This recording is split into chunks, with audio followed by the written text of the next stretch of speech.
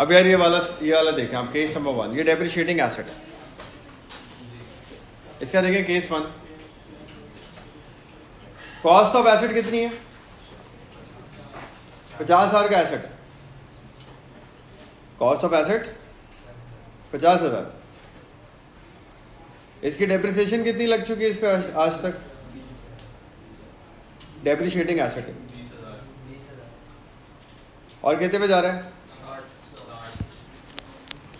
Number 1, आपको ये देखना पहले, इस the revalued amount of asset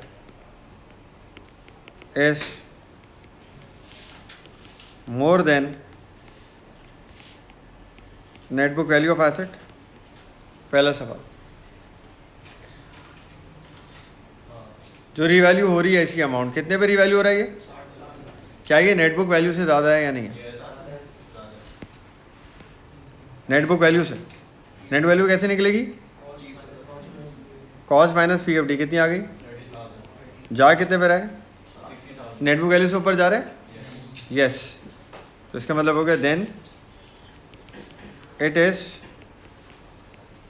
upward revaluation. Net book value से ऊपर जा रहा है तो ये कहलाती है अपवर्ड रीवैल्यूएशन। नंबर 2, दूसरी चीज़ आपको फिर क्या देखनी है इसके बाद? Is the revalued amount of asset more than cost और नॉट?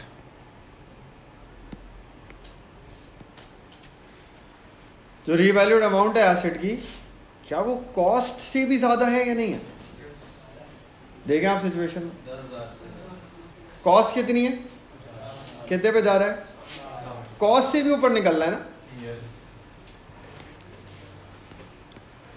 अगर कॉस्ट से ऊपर निकल रहा है तो आप क्या करोगे?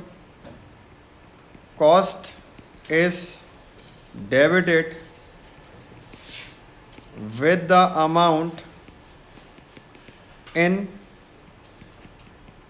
excess over cost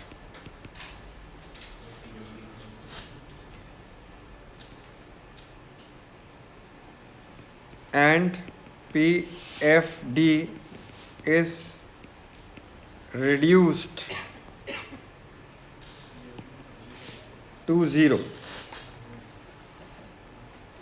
अगर वो कॉस्ट से ऊपर जा रहा है तो जितना कॉस्ट से ऊपर जा रहा है उतना कॉस्ट बढ़ाएंगे और पीएफडी को 0 कर दें। तो इस सवाल में देखें, कॉस्ट 50 है, पीएफडी 20 है, नेट बुक वैल्यू 30 है, 60 पे जा रहा है, बढ़ तो रहा है, इतना बढ़ रहा है, कॉस्ट से भी ऊपर जा रहा है। कॉस्ट से कितना ऊपर जा रहा है? देखें कॉस्ट से कितना ऊपर जा रहा है, तो डबल एंट्री बनेगी। कॉस्ट डेबिट कितने से? 10,000 से। कॉस्ट डेबिट हो गई 10,000, पीएफडी ख़त्म करेंगे। प्रोविजन जो है ना, प्रोविजन की क्रेडिट नेचर होती है, बढ़ता है तो क्रेडिट, ख़त्म करने के लिए क्या करेंगे? प्रोविजन को डेबिट। तो प्रोविजन ख़त्म करेंगे, डेबिट करेंगे। कितना प्रोविजन है? 20,000 से। और रीवैल्यूएशन रिजर्व क्रेडिट हो जाएगा 30,000 से। ये डबल एंट्री बनेगी। तो कॉस्ट हमने उतनी डेबिट करी जितना कॉस्ट से ऊपर जा रहा था, और कॉस्ट से ऊपर जा रहा था तो पीएफडी सारी ख़त्म करनी थी, वो हमने ख़त्म करी, रीवैल्यूएशन क्रेडिट। तो इसकी एडजस्टमेंट क्या आई, अफेक्ट क्या है? देखिए कॉस्ट, सवाल में कॉस्ट कितनी थी? 50। कितने से बड़ी कॉस्ट कितनी हो गई? पीएफडी कितनी थी? पीएफडी को हमने क्या करा है, डेबिट या क्रेडिट? डेबिट। पीएफडी डेबिट का मतलब बढ़ रहा है, पीएफडी कम हो रहा है, 0। और कितने भागे एसेट?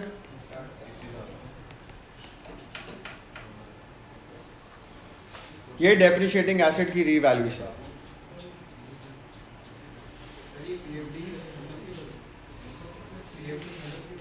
खत्म क्यों?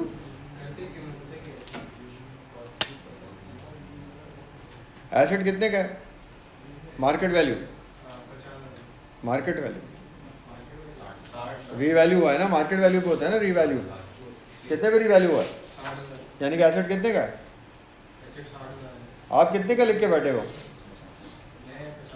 30 का लिखा हुआ कितना? नेटबुक वैल्यू है ना, आप 30 का लिख के बैठे हो। एसेट है कितने का?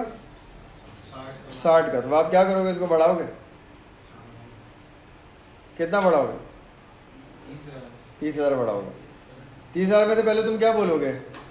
जो 20,000 तुमने खामा खाई में माइनस करके रखा हुआ है वो खत्म करोगे नहीं करोगे? पहले भाई डेप्रिसिएशन बनती नहीं है एसेट की, क्यों लगा के बैठे हो? एसेट तो जितने का खरीदा उससे भी ऊपर चला गया है, तुम डेप्रिशिएट कर रहे हो उसको। तो पहला काम तो तुमने यही गलत किया ना, डेप्रिसिएशन जो खुद लगाई है वही गलत लगाई है। बन ही नहीं रही एसेट पे डेप्रिसिएशन, एसेट तो ऊपर जा रहा है। तो पहले तुम क्या करोगे? डेप्रिसिएशन खत्म करोगे और फिर जितना कॉस्ट से ऊपर जा रहा है उतने से कॉस्ट बढ़ाओगे। समझिए? सही यार। केस नंबर 2,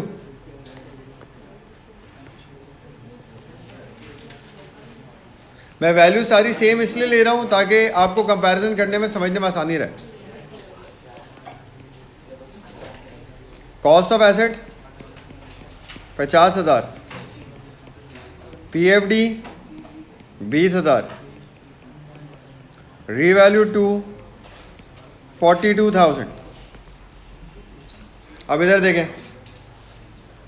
पहला काम आपने क्या करके देखना है, नेटबुक वैल्यू से ऊपर जा रहा है या नहीं जा रहा। आप इसकी नेटबुक वैल्यू निकालें सबसे पहले। तो कितनी कॉस्ट है?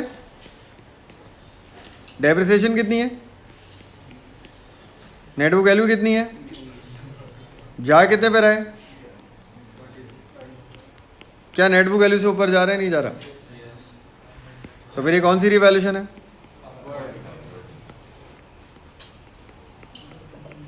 नेटबुक वैल्यू से ऊपर जा रहा है तो अपवर्ड रिवैल्यूशन हो गई एक बात। दूसरी बात, क्या ये कॉस्ट से ऊपर जा रहा है नहीं जा रहा? कॉस्ट से ऊपर नहीं जा रहा। यहां क्या करेंगे? Only PFD is reduced to increase the value of asset. तो सिर्फ पीएफडी कम करेंगे और एसेट को बढ़ा देंगे। तो सिर्फ पीएफडी कम करेंगे। कॉस्ट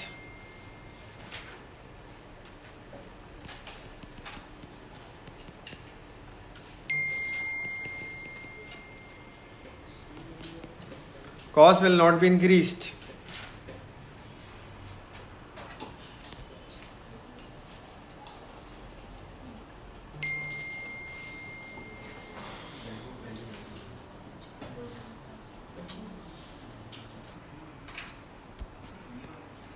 सही है?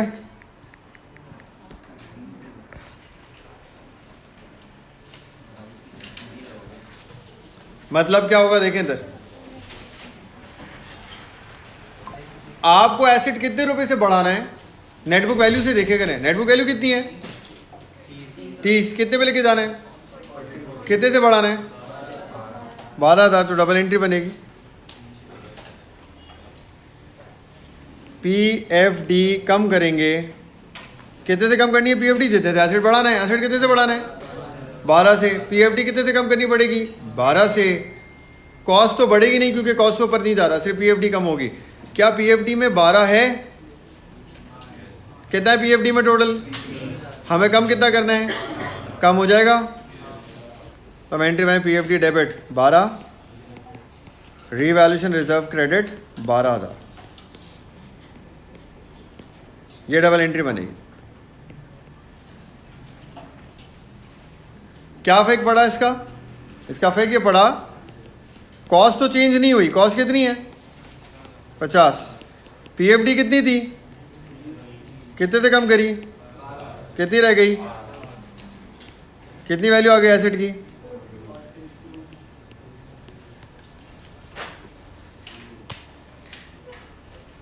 ये करेंगे अगर वो कॉस्ट से ऊपर नहीं जा रहा और बढ़ रहा है तो।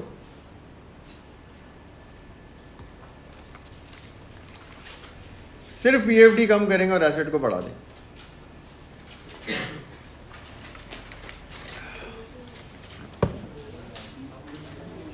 क्योंकि देखिए पहला स्टेप क्या है, पहला स्टेप ये है कि आप ये अज्यूम कर रहे हो आपने डेप्रिसिएशन गलत लगाई है ना, डेप्रिसिएशन खुद लगाते ना हम, एसेट ज़्यादा का है, आपने कम का लिखा हुआ है, इसके बाद आपने डेप्रिसिएशन ज़्यादा लगाई हुई है, आप उसको हटाओ। तो हम पहले डेप्रिसिएशन कम कर देंगे, हमने ज़्यादा लगा दिया है तो एसेट बढ़ जाएगा।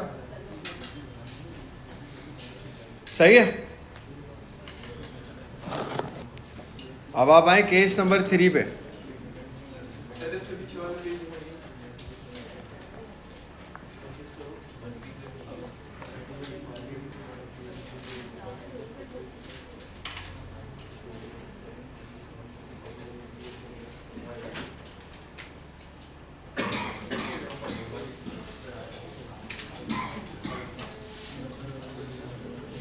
केस नंबर 2 में लिख लें आप लोग।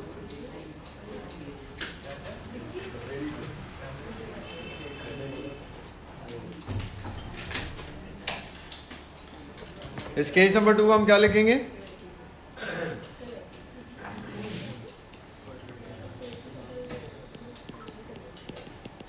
Upward revaluation. क्यों है अपवर्ड रिवैल्यूएशन? क्योंकि revalued amount is more than net book value of asset.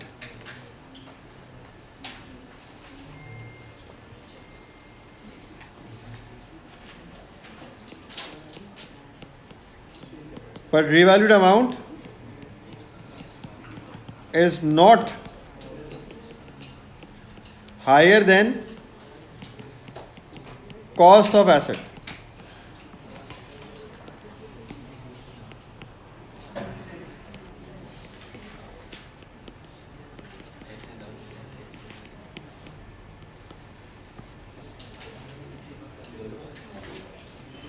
अगर ये बातें होती है तो हम क्या करते हैं, सिर्फ पीएफडी को कम करते हैं, एसेट बढ़ा देते हैं।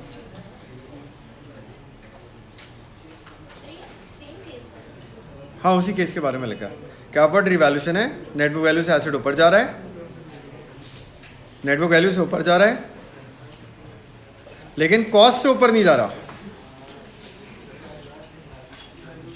तो सिर्फ पीएफडी कम करी, एसेट की वैल्यू बढ़ा दो।